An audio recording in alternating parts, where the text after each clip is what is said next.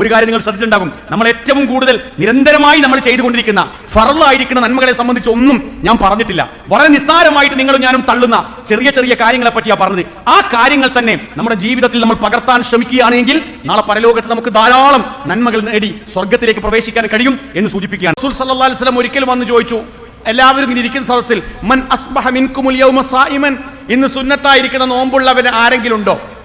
അപ്പൊ അബൂബക്കർ സിദ്ദീഖ് റളിയല്ലാഹു അൻഹു പറഞ്ഞു, ഞാൻ ആ പുണ്യകർമ്മം ചെയ്തിട്ടുണ്ട്. നിങ്ങൾ ആലോചിച്ച് നോക്കണം, ഞാൻ ആ പുണ്യകർമ്മം ചെയ്തിട്ടുണ്ട്, സുന്നത്തായ നോമ്പ് ഞാൻ നോറ്റിട്ടുണ്ട്. അത് വ്യക്തിപരമായ കാര്യമാണ്. അടുത്ത അബൂബക്കർ സിദ്ദീഖ് റസൂലിന്റെ ഒരു ചോദ്യം, മൻ അത്അമ മിൻകുമുൽ യൗമ മിസ്കീനൻ, ഇന്ന് പാവപ്പെട്ടവന് ഭക്ഷണം കൊടുത്തിരിക്കുന്ന ആരെങ്കിലും കൂട്ടത്തിലുണ്ടോ? അബൂബക്കർ സിദ്ദീഖ് റളിയല്ലാഹു അൻഹു, ഞാൻ ഇന്ന് ഭക്ഷണം കൊടുത്തിട്ടുണ്ട്. നിങ്ങൾ ആലോചിച്ച് നോക്കണം, ഭക്ഷണം കൊടുത്തു എന്ന് പറഞ്ഞതിന്റെ അർത്ഥം എന്താ?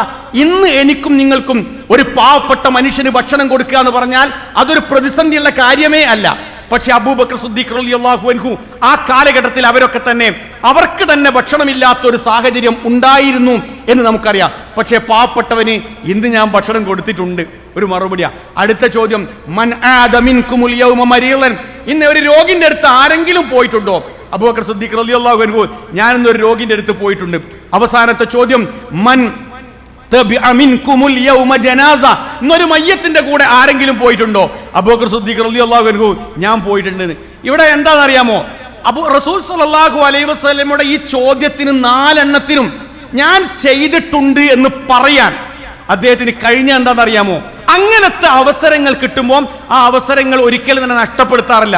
നിങ്ങൾ ആലോചിച്ച് നോക്കി, ഒരു രോഗിന്റെ അടുത്ത് പോവുക എന്ന് പറഞ്ഞാൽ ഇന്നത്തെ സാഹചര്യത്തിൽ വലിയ പ്രതിസന്ധി ഇല്ലാത്തൊരു കാര്യമാണ്, ഒരു രോഗിനെ കാണാൻ പോവുക എന്ന് പറഞ്ഞാൽ. പക്ഷേ നമ്മുടെ കുടുംബത്തിൽ, നമ്മുടെ നാട്ടിൽ, നമ്മുടെ അയൽവാസികളായിരിക്കുന്ന ആളുകൾക്ക് മാസങ്ങളോളം രോഗികളായി കിടന്നിട്ട് പോലും ഒന്ന് അവിടെ ചെന്ന് അല്ലാഹുമ്മ റബ്ബന്നാസ് അദ്ഹിബിൽ ബഅസ ഇശ്ഫി അൻത ഷാഫി എന്ന് പറഞ്ഞ ആ പ്രാർത്ഥന നടത്താൻ പലപ്പോഴും നമുക്ക് സമയം ഉണ്ടാവാറില്ല എന്നുള്ളത് ശരിയാണ്. ഈ സംസാരിക്കുന്ന ഞാൻ ഉൾപ്പെടെ പലപ്പോഴും നമുക്ക് ആ ഒരു വിഷയം വരുന്ന സന്ദർഭത്തിൽ ഒരു പരാജയം സംഭവിക്കും. ഞാൻ അതിൻ്റെ വേറൊരു ഭാഗം ഇങ്ങനെ നോക്കിയപ്പോൾ അതിൻ്റെ ഗൗരവം മനസ്സിലായി. പ്രവാചകൻ പറഞ്ഞു, അങ്ങനെ നിങ്ങൾ രാവിലെ ഒരാളെ എടുത്ത് ചെന്നിട്ട് അയാൾക്ക് വേണ്ടി പ്രാർത്ഥിച്ച് പോരുകയാണ്. എന്ത്? രോഗിക്ക് വേണ്ടി പ്രാർത്ഥിച്ച് പോരുക. റസൂൽ പറഞ്ഞു, വൈകുന്നേരമാകുന്നത് വരെ 70,000 മലക്കുകൾ വൈകുന്നേരം വരെ ഈ മനുഷ്യന് വേണ്ടി പ്രാർത്ഥിച്ചുകൊണ്ടിരിക്കുക. എന്ത്?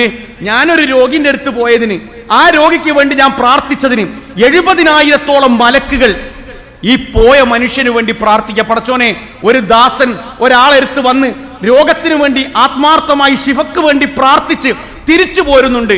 ഈ മനുഷ്യന്റെ ജീവിതത്തിൽ നന്മയും ഖൈറും ബർക്കത്തും ഉണ്ടാക്കണമേ എന്ന് ആത്മാർത്ഥമായി പ്രാർത്ഥിക്കുന്ന മലക്കുകൾ എൻ്റെ കൂടെ വരികയാണ്. എത്ര ഉണ്ട് എന്നറിയാമോ? 70 അല്ല, 700 അല്ല, 70,000 മലക്കുകൾ എന്ന ഹദീസിന്റെ റിപ്പോർട്ടിലുള്ളത്. ഹദീസ് പരമ്പര കുറ്റമറ്റ പരമ്പരയിൽ വന്നിരിക്കുന്ന ഒരു ഹദീസാ. എന്താ അവിടെ എനിക്ക് ഭാരമുള്ളത്? എൻ്റെ പെട്രോളിൽ നിന്ന് ഒരു 10-20 രൂപന്റെ പെട്രോൾ അടിച്ചു കഴിഞ്ഞാൽ എനിക്ക് എൻ്റെ സ്വന്തം കുടുംബത്തിൽപ്പെട്ടിരിക്കുന്ന മാസങ്ങളോളം കിടക്കുന്ന എൻ്റെ സാന്നിധ്യം ആഗ്രഹിക്കുന്ന എൻ്റെ കുടുംബക്കാരൻ്റെ അടുത്ത് പോയിട്ട് എനിക്ക് പ്രാർത്ഥിച്ചു പോരാൻ കഴിയും. അത് പ്രാർത്ഥിച്ചു വരുമ്പോൾ എൻ്റെ നന്മയുടെ തുലാസിൽ ഒരുപാട് ഖനം തൂങ്ങുന്ന ഒരു സാഹചര്യം ഉണ്ടാകും. സിമ്പിളായിട്ട് നമുക്ക് ചെയ്യാൻ പറ്റുന്ന കാര്യമാണ്. പക്ഷെ എന്തോ എന്നറിയില്ല, നമ്മുടെ തിരക്കിൻ്റെ ഇടയിൽ നമുക്കത് കാണാൻ കഴിയില്ല. പിന്നുള്ള മയ്യത്തുസ്കാരമാണ് അബൂബക്കർ സിദ്ദീഖ് റളിയല്ലാഹു അൻഹു ഞാൻ ചെയ്തിട്ട് തരുന്നത്. മയ്യത്തുസ്കാരത്തിൻ്റെ അവസ്ഥ നമുക്ക് എല്ലാവർക്കും അറിയാം. എല്ലാവരും കരുതിയെന്ന് വെച്ചാൽ ഒരു മരണ വീട്ടിൽ പോയിട്ട് മുഖം കാണിച്ച് തിരിച്ചു പോന്നാൽ അയാൾക്ക് കൂലി ഉണ്ട് എന്നാ. അപ്പൊ ഹദീസ് ഒക്കെ പരിശോധിച്ച് നോക്കുമ്പോൾ കൂലിയെ പറ്റി പറഞ്ഞപ്പോൾ മയ്യത്ത് കാണുക എന്നുള്ളത് അത്ര വലിയൊരു കൂലി ഉണ്ടോ എന്ന് എനിക്കറിയില്ല. വായിച്ച ഹദീസിലൊന്നും മയ്യത്തിന്റെ മുഖം കണ്ടിട്ട് തിരിച്ചു പോന്നാൽ കൂലി കിട്ടുമെന്ന് കണ്ടിട്ടില്ല. ഉണ്ടെങ്കിൽ നിങ്ങൾ ആരെങ്കിലും അത് പറഞ്ഞു തന്നാൽ മതി. പക്ഷെ അവിടെ പോയി അല്ലാഹുമ്മ ഗ്ഫിർ ലഹു എന്ന് പ്രാർത്ഥിച്ചാൽ ആ പ്രാർത്ഥനയ്ക്ക് കൂലി കിട്ടും. പക്ഷെ ഹദീസുകളൊക്കെ പരിശോധിച്ചപ്പോൾ മയ്യത്ത് പോയി നമസ്കരിക്കാൻ വേണ്ടി ഒരാൾ താല്പര്യം കാണിച്ചാൽ, ഒരു പക്ഷേ ഖബറിൽ വെക്കുന്നതും മരണാനന്തര കർമ്മങ്ങൾ മുഴുവൻ ചെയ്യാനൊന്നും ചിലപ്പോൾ നേരല്ലെങ്കിലും മയ്യത്ത് നമസ്കരിച്ചു കൊണ്ടാണ് ഒരു മനുഷ്യൻ പള്ളിയിൽ നിന്ന് തിരിച്ചു പോരുന്നെങ്കിൽ, ഉംറക്കും ഹജ്ജിനും പോയിരിക്കുന്ന ആളുകൾക്കറിയാം, ഉഹുദ് മലയുണ്ട്, ഒരു ഖീറാത്ത് പ്രതിഫലം അയാൾക്കുണ്ട്. ഒരു ഖീറാത്ത് പ്രതിഫലം എന്ന് പറഞ്ഞാൽ മിസ്ല ജബൽ ഉഹദ്, ഒരു ഉഹുദ് മലക്ക് സമാനമായിരിക്കുന്ന കൂലി. നിങ്ങൾ ആലോചിച്ച് നോക്കി, സഹോദരിമാർ പോകുമ്പോൾ തന്നെ മയ്യത്തുസ്കാരത്തിന് ചില വീട്ടിൽ സൗകര്യം ഉണ്ടാവില്ല. പക്ഷെ അവിടെ എങ്ങനെയെങ്കിലും ഒരു മയ്യത്ത് നിസ്കാരത്തിന് സ്റ്റാൻസ് ഉണ്ടാക്കണം, സോക്സ് കയ്യിൽ വെച്ച് പോകണം എന്നർത്ഥം. എന്നിട്ട് നമസ്കരിച്ചിട്ട് പോരാ. ചില വീടുകളിൽ നമ്മൾ സോക്സ് കയ്യിൽ വെച്ച് പോയിട്ടും ഇവിടെ നമസ്കരിക്കാൻ പറ്റൂല എന്ന് പറഞ്ഞ വീടുകളുണ്ട്. എങ്ങനെയെങ്കിലും അവിടെ നമസ്കാരത്തിനൊരു സൗകര്യം ഉണ്ടാക്കി നമസ്കരിച്ചിരിക്കുന്ന മനുഷ്യന് ഒരു ഖിറാത്ത് പ്രതിഫലമുണ്ട് എന്ന് പ്രവാചകൻ പഠിപ്പിച്ചു. അതാണ് അബൂബക്കർ സിദ്ദീഖ് പറഞ്ഞത് റളിയല്ലാഹു അൻഹു, ഞാനത് നിർവഹിച്ചിട്ടുണ്ട്, എനിക്കത് പറ്റിയിട്ടുണ്ട്. പിന്നെ ഒരാൾ എന്ത് ചെയ്തു, എത്ര തിരക്കുണ്ടെങ്കിലും ഒന്ന് അഡ്ജസ്റ്റ് ചെയ്യാൻ ഞാൻ തയ്യാറാണ് എങ്കിൽ എനിക്ക് ആ ഖബറിന്റെ അടുത്തൊന്ന് പോയിട്ട് 3 പിടി മണ്ണ് വാരി ഖബറിലേക്ക് എറിഞ്ഞ് അല്ലാഹുമ്മ സബ്ബിത്ഹു ഇൻദ സുആൽ എന്നുള്ളത് എല്ലാവരും ചൊല്ലി തീരുന്നത് വരെ എനിക്ക് ചൊല്ലി തീരാൻ പറ്റിയിട്ടില്ലെങ്കിലും അതിലെ പ്രാഥമികമായിരിക്കുന്ന കർമ്മങ്ങളിൽ പങ്കെടുത്തുകൊണ്ട് ഞാൻ തിരിച്ചു പോരുമ്പോൾ എനിക്ക് 2 പ്രതിഫലമാണുള്ളത്. പ്രവാചകൻ പറഞ്ഞു, നമസ്കരിച്ചതിന്റെ ഒരു ഖിറാത്തും നീ മരണാനന്തര കർമ്മങ്ങളിൽ പൂർണ്ണമായി പങ്കെടുത്തതിന്റെ 2ാമത്തെ ഖിറാത്ത് പ്രതിഫലവുമായിട്ടാണ് തിരിച്ചു വരുന്നത്. ഞാൻ ഉറച്ചു വിശ്വസിക്കുന്നു പ്രിയപ്പെട്ടവരെ, ഉറച്ചു വിശ്വാസമുണ്ട്, ഒരു മയ്യത്ത് നമസ്കാരവും അനുബന്ധ കർമ്മങ്ങളിലും പങ്കെടുത്ത് തിരിച്ചു വരുന്ന ഒരു മനുഷ്യൻ, അയാൾ തിരിച്ചു വീട്ടിലേക്ക് പോകുമ്പോൾ അയാളുടെ ജീവിതത്തിൽ ചെയ്തിരിക്കുന്ന ഒരുപാട് തെറ്റുകുറ്റങ്ങൾ മാഞ്ഞുകൊണ്ടാ പ്രിയപ്പെട്ടവരെ അയാൾ തിരിച്ചു വീട്ടിലേക്ക് പോകുന്നത്. ഇത് തന്നെയാണ് അബൂബക്കർ സിദ്ദീഖ് റളിയല്ലാഹു അൻഹു 4 യെസ് എന്ന് പറഞ്ഞപ്പം പ്രവാചകൻ പറഞ്ഞു, ഇത്തരം ഒരു ക്വാളിറ്റി ഒരു മനുഷ്യന്റെ ജീവിതത്തിൽ ഉണ്ട് എങ്കിൽ അയാൾ സ്വർഗത്തിലായിരിക്കുന്നു.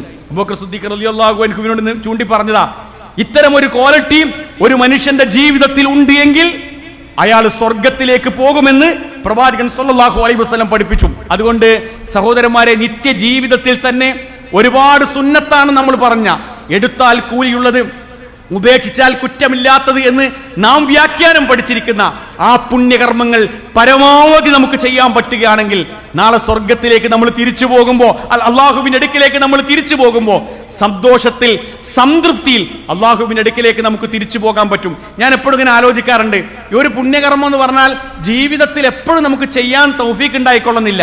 പ്രവാചകൻ തന്നെ പറഞ്ഞില്ലേ, ഒരു യുദ്ധത്തിൽ ഷഹീദായിരിക്കുന്ന ഒരാളും വിരിപ്പിൽ കിടന്ന് മരണപ്പെട്ടു പോയിരിക്കുന്ന ഒരാളുടെയും പദവിയെ പറ്റി പ്രവാചകൻ പറഞ്ഞപ്പോ, യുദ്ധത്തിൽ ഷഹീദായിരിക്കുന്ന മനുഷ്യനേക്കാൾ വലിയ പദവി വിരിപ്പിൽ മരണപ്പെട്ട് കിട്ടിയിരിക്കുന്ന മനുഷ്യന് കിട്ടി എന്ന് പറഞ്ഞപ്പോൾ റസൂൽ സല്ലല്ലാഹു അലൈഹി വസല്ലം ചോദിക്കുന്നുണ്ട്, ഈ മനുഷ്യൻ വിരിപ്പിൽ കിടന്ന് മരണപ്പെട്ടു പോയിരിക്കുന്ന മനുഷ്യൻ യുദ്ധത്തിൽ ഷഹീദായി മരണപ്പെട്ടു പോയിരിക്കുന്ന മനുഷ്യനേക്കാൾ 1 കൊല്ലം കൂടി അധികം ജീവിച്ചിരുന്നോ? പ്രവാചകനോട് പറഞ്ഞു, അതെ, 1 കൊല്ലം, 1 റമളാൻ കൂടി അദ്ദേഹത്തിന് കിട്ടിയിട്ടുണ്ട്. ആ റമളാൻ കിട്ടിയത് മാത്രമാണ് അയാൾക്ക് ഏറ്റവും കൂടുതൽ പദവി ഉണ്ടാവാൻ കാരണം. ഒരു പക്ഷേ ഇന്ന് ഒരു രോഗിയെ സന്ദർശിക്കണമെന്ന് ഞാൻ ആഗ്രഹിച്ചു, പക്ഷെ എനിക്ക് പോകാൻ പറ്റിയില്ല, അതിനെനിക്ക് കൂലിയുണ്ട്. പക്ഷെ അങ്ങനെ ഒരു രോഗി എൻ്റെ നാട്ടിൽ കുറെ ദിവസമായിട്ടുണ്ട്, നാളെ നാളെ നാളെ നാളെ എന്ന് പറഞ്ഞുകൊണ്ട് ഞാൻ മാറ്റിവെക്കുകയാണ്.